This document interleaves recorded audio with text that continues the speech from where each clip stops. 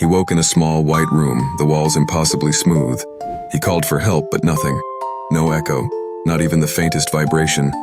Heart pounding, he stomped and banged his fists, but the world remained mute.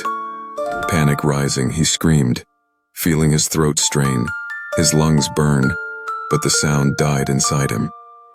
He pressed his ear to the wall, desperate for any sign of life. Nothing. He realized he could not even hear his own breath, his own heartbeat. Alone, stripped of every comfort, he finally understood.